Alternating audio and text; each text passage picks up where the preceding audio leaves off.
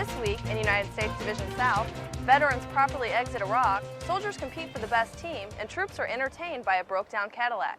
Those stories coming up, but first, the Wounded Warrior program brings veterans back to Iraq after they're injured in combat.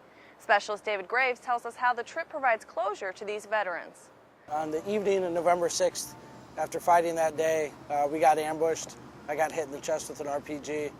Captain Dennis Skelton is returning to Iraq for the first time, after he was medevaced from battle back in 2004. Skelton was a platoon leader for the 1-5 Infantry Battalion during the Second Battle of Fallujah, where he sustained critical injuries. All 4 limbs were operated on. I lost my left eye, which was an exit wound. I had a lot of facial damage. I lost my upper jaw. I lost the upper palate to my mouth. It took Skelton nearly 2 years to be able to properly eat and talk. Wrong language, but that's all right. 6 years after his incident, Skelton joined 9 other veterans to take part in Operation Proper Exit, an effort by the Troops First Foundation to bring veterans back to Iraq after suffering life-threatening injuries in a combat zone. Co-founder of the Troops First Foundation, Rick Kell, says returning to Iraq has a different impact on each veteran.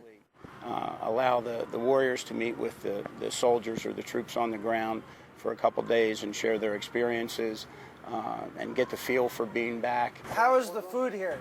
And then, of course, the important part of that is that they get to leave on their own.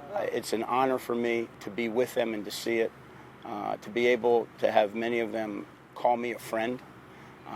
That's what I get out of it. Kell has high hopes for the future of the Wounded Warriors program, and he looks forward to changing the lives of wounded veterans from all services. This is the new normal. This is now how life is going to be. So what can I do every day to make the most out of what I have, instead of dwelling upon what I lost or what I left back here in Iraq. The Wounded Warriors program has sent 38 veterans back to Iraq so far, with plans to also reach Afghanistan. Skelton finally received closure and left Iraq in good spirits about his condition and his future with the Army. Specialist David Graves, Basra. Over 200 people gathered to welcome River On Detachment 1 from Little Creek, Virginia, and wish Detachment 3 farewell. River On 1, we dominate the waters. Our time is now. Let's get at it. Hoo-yah, Riverines.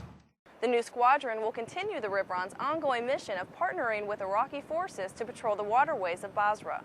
My ultimate goal would be to be able to turn over the rivers of Iraq to the Iraqis, so that we're doing nothing more than sitting back and watching.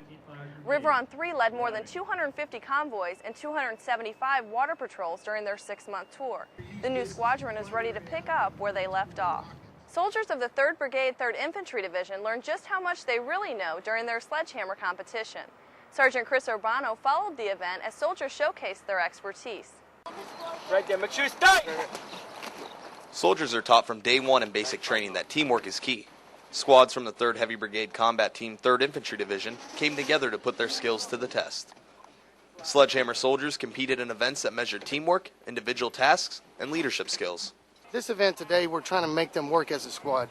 Make the leadership think about what he's going to do and how he's going to plan his attack to do the next event. The soldiers had to rely on each other to complete a variety of warrior tasks and physical challenges. You can't do it by yourself. You got to have a man to your left and to your right in combat. Even out of combat, you got to complete the mission. You got to have teamwork. 1, 2, 3, The soldiers will now focus on completing their mission in Iraq with renewed emphasis on doing it as a team. Sergeant Chris Urbano, Contingency Operating Site Kalsu. The Operation Let Freedom Wing Tour brought Broke Down Cadillac, the Hooters Girls, and Andy Lauer to the troops. Bad weather at Camp Adder led to an unplanned but much appreciated performance. Great turnout. We thought, well, it might be 10 people, but we don't care. Roughly 120 service members went to the big top to sit and watch the show. But at this show, sitting wasn't always an option. So it's something that from the beginning of the birth of the band, we really wanted to do. The band played songs from their new album, Somewhere in America, during their 2nd trip to Iraq. And that's this week's Danger Edition.